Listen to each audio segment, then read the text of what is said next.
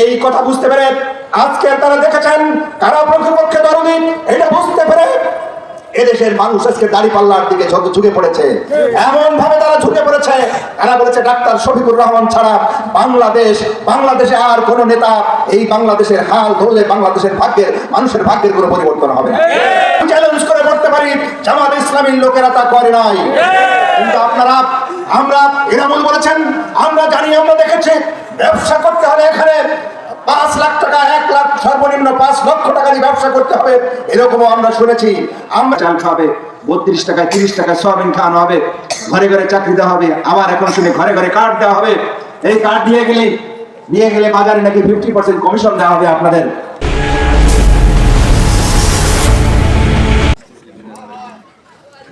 বাংলাদেশ জামাত ইসলামী এবং 11 দলীয় জোট কর্তৃক আজকে আয়োজিত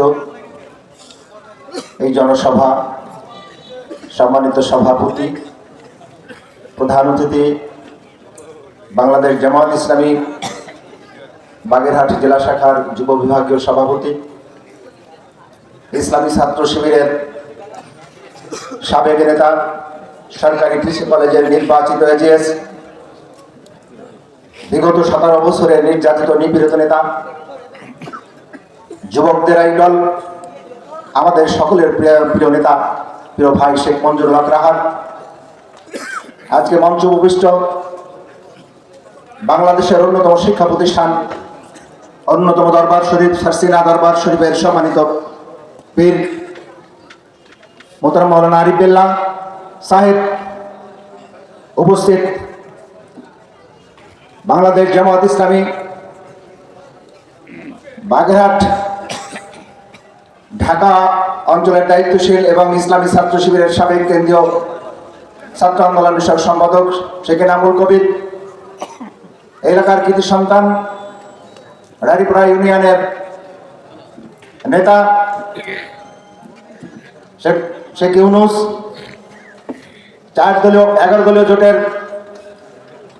মৌলানা লকমান হুসাইন ভাই সহ আজকের এই উপজেলার সম্মানিত আমির মৌলানা রফিকুল ইসলাম, নায়েবে আমির মৌলানা শহীদুল ইসলাম, সেক্রেটারি শহীদুল ইসলাম খান, এলাকার আপনাদের পরিচিত জননেতা মৌলানা হাফেজ ওহিদুজ্জামান, আরো অন্যান্য ওলামায়ে কিরাম, নেতৃবৃন্দ, সম্মানিত এলাকাবাসী, আসসালামু আলাইকুম ওয়া রাহমাতুল্লাহ। হিন্দু মুসলিম ভাই বোনদের প্রতি শুভেচ্ছা এবং অভিনন্দন রইল। আজকে আমরা এমন একটা অবস্থায় দাঁড়িয়েছি, বাংলাদেশ আগামী 12 তারিখ বাংলাদেশের জনগণ নির্ধারণ করবে এদেশ কোন দিকে এগিয়ে যাবে, না আগামীতে আবার পিছনে পড়ে থাকবে।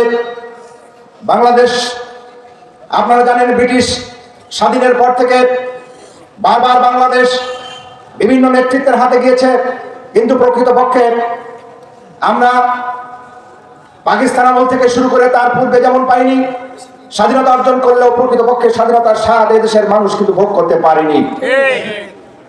যারা নেতৃত্বে বারবার এসেছেন, বিভিন্ন রকম জনগণকে তারা আশান্বিত করেছেন, জনগণের কাছে ওয়াদা করেছেন, বারবার কিন্তু সেটা মিথ্যা প্রমাণিত হয়েছে। জনগণের ভোট নেওয়ার পর তাদের আর সেই কথা মনে থাকে নাই। পাকিস্তান যেমন আমাদের মূল্যায়ন করতে পারেনি, বাংলাদেশ স্বাধীনতার পরে থেকে আমাদের বাঙালি নেতা শেখ মুজিবুর রহমান সাহেব সহ আমরা দেখেছি অনেকে দেশপ্রেমিক থাকলেও কিন্তু প্রকৃতপক্ষে আমাদের ভাগ্যের উন্নয়ন হয়নি। আমরা অনেক স্লোগান শুনি, বারবার অনেক স্লোগান, এখনো স্লোগান দেওয়া হচ্ছে। আগেও আমরা শুনেছি স্লোগান 10 টাকার চাল খাওয়াবে, 32 টাকায়, 30 টাকায় সয়াবিন খাওয়ানো হবে, ঘরে ঘরে চাকরি দেওয়া হবে, আবার এখন শুনে ঘরে ঘরে কার্ড দেওয়া হবে। এই কার্ড নিয়ে গেলে বাজারে নাকি 50% কমিশন দেওয়া হবে আপনাদের। বাজার করবেন, 100 টাকার বাজার করলে 50 টাকা দিলে হবে, আর না দিলে চলবে, ইত্যাদি ইত্যাদি। এই জাতীয় স্লোগান যারা দেয়, আমরা মনে করি এটা ভুয়া প্রতারণা ছাড়া কিছু নয়।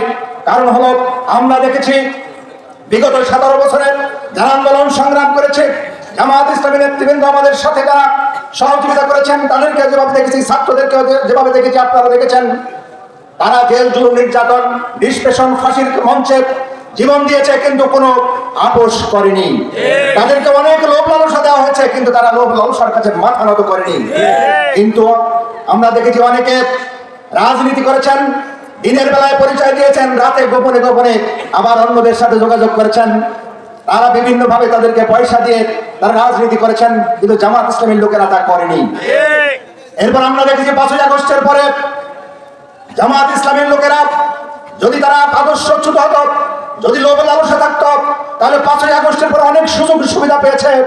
আমাদের কোনো মা বোনেরা, কোনো মুসলিম হিন্দু ভাই বোনেরা বলতে পারবেন না জামাত ইসলামীর কোনো নেতারা কোনো মা বোনদের দিকে তাকিয়েছে, তারা কোন রকম প্রলোভন দিয়েছে, কোন রকম চরিত্র বিধ্বংসী কোনো কাজ করেছেন, কোনো চাঁদা নিয়েছেন, কোনো ঘের দখল করেছেন, কোনো কাউকে হুমকি দিয়েছেন, আমি চ্যালেঞ্জ করে বলতে পারি জামাত ইসলামীর লোকেরা তা করে নাই।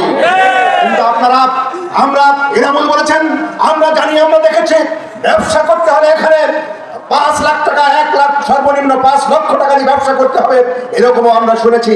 আমরা এই খুলনায়, আমরা নাম বলবো না, আমরা একজন ব্যক্তির কথা শুনলাম, একজন খুলনা মহানগরের একজন সর্বোচ্চ ব্যবসায়ী বলেছেন 5 তারিখে এক রাতে একজন নেতা শুধু এক রাতে 100 কোটি টাকার উপরে চাঁদাবাজি করেছে। রামপুর ভাইরামার জামাত ইসলামের ক্ষেত্রে এমন কোন উদাহরণ আপনারা দিতে পারবেন না। আর আজকে বলছেন জামাত ইসলামী যদি আপনারা ভোট দেন তাহলে আপনাদেরকে মন্দির থাকবে না, আপনাদেরকে জামাত ইসলামের লোকেরা আপনাদেরকে ধর্মান্তরিত করতে বাধ্য করবে, এদেশ পাকিস্তান হবে, ইত্যাদি ইত্যাদি কথা বলেছেন। আমরা দেখেছি আপনারা ঢাকা বিশ্ববিদ্যালয়ের ইসলামী ছাত্র শিবির যে নিরঙ্কুশ বিজয় হয়েছে, আপনারা খোঁজ নিয়ে দেখুন। জগন্নাথ হলের আমাদের ভাইরা ভোট আমাদেরকে কম দিয়েছেন, ভোট দিয়ে অল্প সংখ্যক ভোট দিয়েছেন। হিন্দু ছেলে সন্তানরা যারা আছেন তারা কম ভোট দিয়েছেন। জগন্নাথ হলে কিন্তু ইসলামী ছাত্র শিবির নির্বাচিত হওয়ার পরে বলেছেন আমরা উন্নয়নের কাজ জগন্নাথ বিশ্ববিদ্যালয়ের জগন্নাথ হল থেকে আমরা শুরু করব। আপনারা খোঁজ নিয়ে দেখেন, তাই তারা শুরু করেছেন। আমরা বৈষম্য দেখাই নাই। আমরা বাংলাদেশে জামাত ইসলামী যদি সরকার গঠন করে, এটা জামাত ইসলামী সরকার হবে না, 11 দলের সরকার হবে না, 18 কোটি মানুষের সরকার গঠন করা হবে। এই কারণে আমরা যদি খেতে পাই, আমরা যদি শান্তিতে থাকি, আমরা যদি রাত্রিতে নিরাপদে ঘুমাতে পারি, আমরা যদি সেখানে চাকরির ক্ষেত্রে আমরা যদি নিরপেক্ষতা আমরা যদি পেয়ে থাকি, আমাদের হিন্দু ভাইরাও সেখানে নিরপেক্ষ, সেখানে নিরাপদে ঘুমাতে পারবে, দরজা খুলে ঘুমাতে পারবে ইনশাআল্লাহ। আমরা একথা গ্যারান্টি দিয়ে বলতে পারি ইনশাআল্লাহ জামাত ইসলামী 5 তারিখের পরে সুযোগ পাওয়ার পরে যেহেতু তারা কোন ধরনের অনৈতিক কর্মকাণ্ডে জড়িত হয়নি, এদেশ পরিচালনার দায়িত্ব যদি আপনারা দেন তাহলে আপনাদের শান্তি, নিরাপত্তা, ইজ্জত, সম্মান, লেখাপড়া থেকে শুরু করে আমরা যে অধিকার ভোগ করবো আপনাদেরকে সেই অধিকার আমরা দিব ইনশাআল্লাহ। সম্মানিত ভাই আমার, আজকে এই কথা বুঝতে পেরে আজকে তারা দেখেছেন কারা প্রকৃতপক্ষে দরদি, এটা বুঝতে পেরে এদেশের মানুষ আজকে দাঁড়িপাল্লার দিকে ঝুঁকে পড়েছে। এমন ভাবে তারা ঝুঁকে পড়েছে, তারা বলেছে ডাক্তার শফিকুর রহমান ছাড়া বাংলাদেশে আর কোন নেতা এই বাংলাদেশের হাল ধরলে বাংলাদেশের মানুষের ভাগ্যের কোনো পরিবর্তন হবে না। ডাক্তার শফিকুর রহমান শুধু একজন ডাক্তার নয়, তিনি মানবিক নেতা, সকল মানুষের নেতা, হিন্দু মুসলিমের নেতা, বৌদ্ধ খ্রিস্টান সকলের নেতা, তিনি রিক্সাওয়ালার নেতা, তিনি একজন ভ্যান শ্রমিকের নেতা, সকল মানুষের নেতায় তিনি পরিণত হয়েছেন।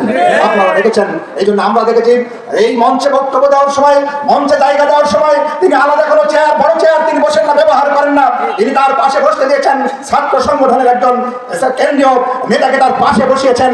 আর আমরা আরেকজন নেতাকে দেখতে পেয়েছি তার ছাত্র সংগঠনের শীর্ষ নেতাকে পাশে তার পায়ের কাছে বসিয়েছে, এরপর বলেছে এখান থেকে উঠে আরো সামনে দিয়ে বসতে বলেছেন।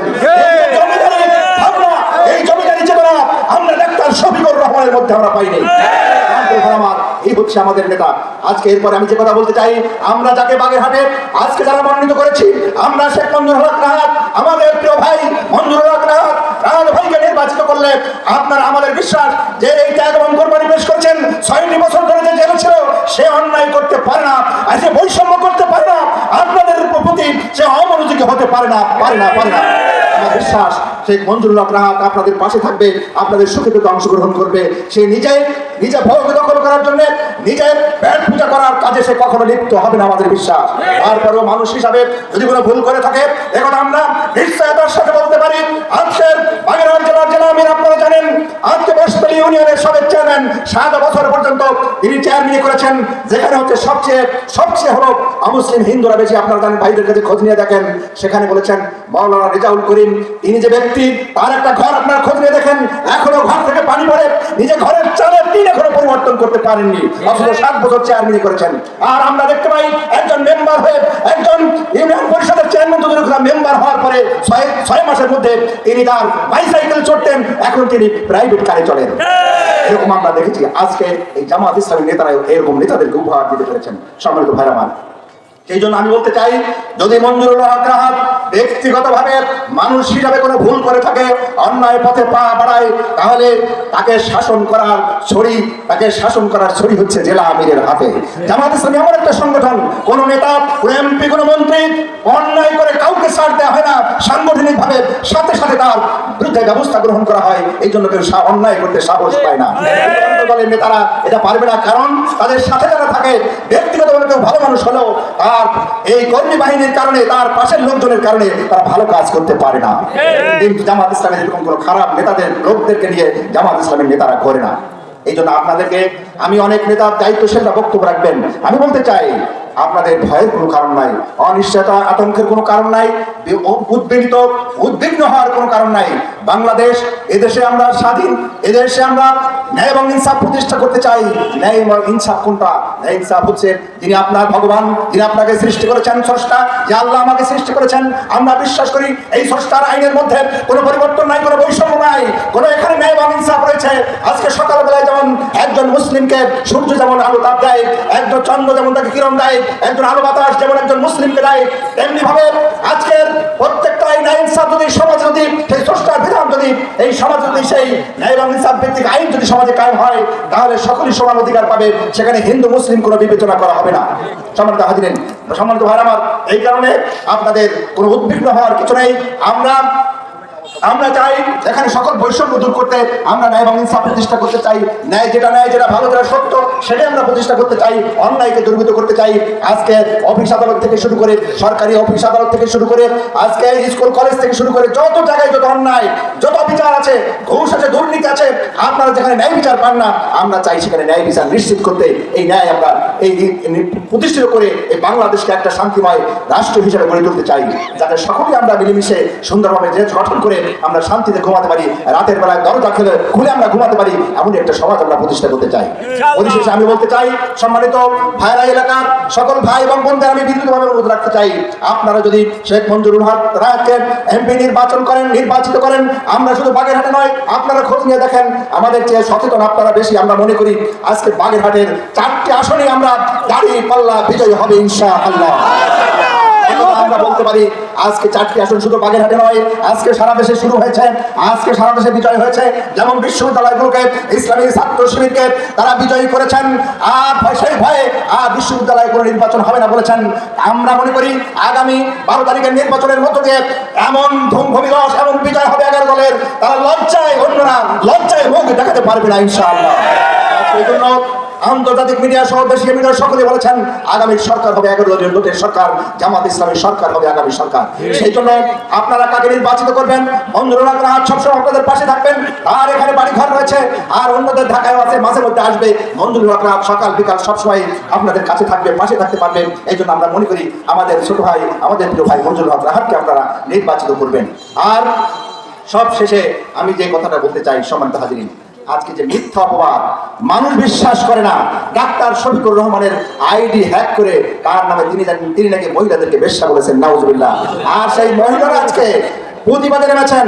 মিথ্যা করে আমরা বিশ্বাস করে ডাক্তার শফিকুর রহমান মুখ থেকে কথা বলতে পারে না। আপনারা প্রমাণিত হয়েছে বঙ্গভবন থেকে, সেটা ফাঁস হয়েছে। এই আইডি হ্যাক করে সেখান থেকে তার নামে চালিয়ে দেওয়া হয়েছে, তার গ্রেপ্তার হয়েছে, এখন রিমান্ডে 5 দিনের রিমান্ডে তাদেরকে নেওয়া হয়েছে, আপনারা জানেন।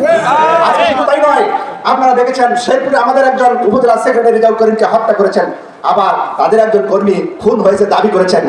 তারা 2 ঘন্টা 5 ঘন্টা পরে সে নিজে লাইভে এসে বসে বলেছেন আমাকে খুন করেছেন, দাবি করা হয়েছে না, আমি এখনো জীবিত আছি, আমাকে খুন করা হয়নি। তার কারণে তাকে দল থেকে বহিষ্কার করা হয়েছে। সম্মানিত ভাই আমার, এইভাবে অপবাদ দিয়ে কোনো লাভ নাই। জামাত ইসলামের নেতারা নাকি ছুরি নিয়ে ঘরে, আমাদের এই বাগেরহাটের কোনো নেতারা বলেছেন ওদের পকেটে ছুরি থাকে, ওদেরকে আপনারা ভোট দেবেন না, এরপরে আপনাদের রক কেটে দেবে। আপনারা মানুষ এটা বুঝতে পেরেছে কেন বলে মানুষ যখন মাথা খারাপ হয়ে যায় তখন তো মানুষ এই কথা বলতে বলতে আজকে বুঝতে পেরেছেন। যেখানে যান, দোকানদারদের কাছে যান, ব্যবসায়ীদের কাছে যান, ভোট চাইতে যান, আচ্ছা দেখা যাবে, কিন্তু পরে নিজে নিজে মনে মনে ভাবে বুঝতে হাসে যে ভোট ঠিক মতো দেবানে, তোমার তো কালকেও 5 লাখ টাকা আমরা চাঁদা দিয়েছি।